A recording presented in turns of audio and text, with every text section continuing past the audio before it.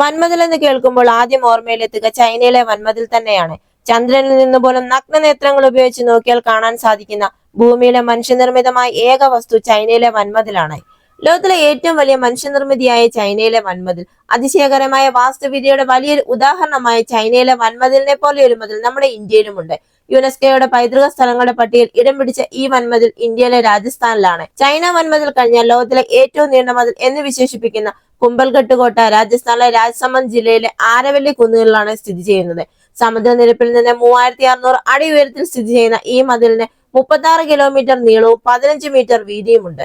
ഉദയപൂരിൽ നിന്ന് 80 കിലോമീറ്റർ അകലെയുള്ള കുംഭൽഗട്ട് കോട്ടയ്ക്ക് ചുറ്റുമുള്ള മതിലാണ് ലോകത്തിലെ ഏറ്റവും വലിയ രണ്ടാമത്തെ മതിൽ. കുംഭൽഗട്ട് മതിലിന്റെ ഘടനയും രൂപകൽപ്പനയും ചൈനീസ് വൻമതിലിനോട് ഒരു പരിധിവരെ സാമ്യമുള്ളതിനാൽ ഇതിനെ the great wall of India എന്ന് വിളിക്കുന്നു.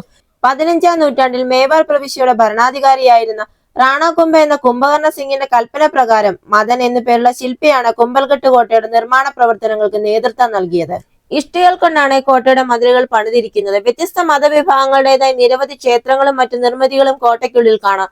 കോട്ട മുഴുവനുമായും കാണണമെങ്കിൽ 2-3 മണിക്കൂർ സമയമെടുക്കും. കോട്ടയ്ക്കുള്ളിലെ കൊട്ടാരങ്ങൾ രജപുത്ര വാസ്തുവിദ്യയുടെ ഏറ്റവും മികച്ച ഉദാഹരണമാണ്.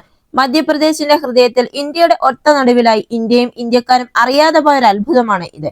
നാട്ടുകാർ വെറും ചുമരായി തള്ളിക്കളഞ്ഞ ഒരു പൗരാണിക നിർമ്മിതി. ചൈനയുടെ വൻമതിലിനൊപ്പം തലയുയർത്തി നിൽക്കാൻ കെൽപ്പുള്ള ഒരു നെടുനീളൻ മതിൽ, the great wall of India. മതിലെന്ന് പറഞ്ഞാൽ ഇകഴ്ത്തലാവും. ഇതൊരു വൻമതിലാണ്.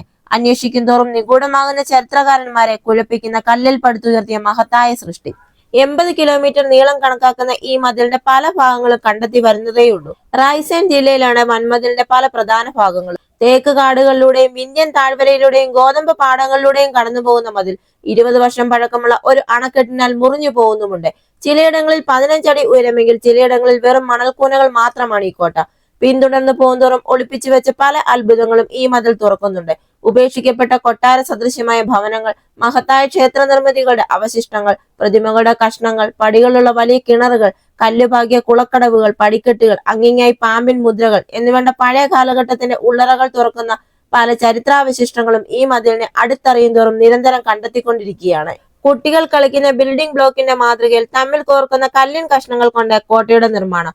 ചുണ്ണാമ്പോ സിമന്റോ ഉപയോഗിക്കാതെ പരസ്പരം കോർത്താണ് കല്ലുകൾ പടുത്തിരിക്കുന്നത്. ചിലയിടങ്ങളിൽ പടികൾ കാണാം. ചിലയിടങ്ങളിൽ ആയുധങ്ങൾ സൂക്ഷിക്കാനോ ഒളിച്ചിരിക്കാനോ പാകത്തിലുള്ള നിലവറകളുമുണ്ട്. നിലവറകളുള്ള മതിലിന്റെ മുകൾ ഭാഗത്തിന് നല്ല വിസ്താരമുണ്ട്. അഴുക്കുചാലുകളും നിരീക്ഷണ കവാടങ്ങളും ചില ഭാഗങ്ങളിൽ കാണാം. സൈനിക കോട്ടയുടെ എല്ലാ ലക്ഷണങ്ങളും ഈ വൻമതിൽ കാണിക്കുന്നുണ്ട്. നാട്ടുകാർ വെറുമൊരു ചുമലായി കരുതി നിസാരമായി തള്ളിയ നിർമ്മാണത്തിന് ലോക പൈതൃക പട്ടികയിൽ വരെ സ്ഥാനം പിടിച്ചിരിക്കുന്നു. 9ാം നൂറ്റാണ്ടിനും 13ാം നൂറ്റാണ്ടിനും ഇടയിൽ പശ്ചിമ മധ്യ ഇന്ത്യ ഭരിച്ചിരുന്ന പാർമർ രാജവംശത്തിന്റെ അതിരുകളാവാം ഈ വൻമതിലെന്നും പറയപ്പെടുന്നു.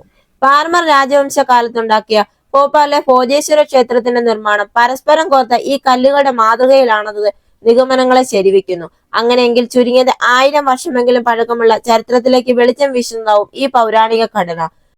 അതുപോലെ തന്നെ മേവാർ ഭരണാധികാരികളുടെ ഒളിയിടമായും ശത്രുക്കളുടെ ആക്രമണങ്ങളിൽ നിന്ന് സംരക്ഷിക്കുന്നതിനുള്ള തന്ത്രപരമായ സ്ഥാനമായും ഈ കോട്ട പ്രവർത്തിച്ചിട്ടുണ്ട്.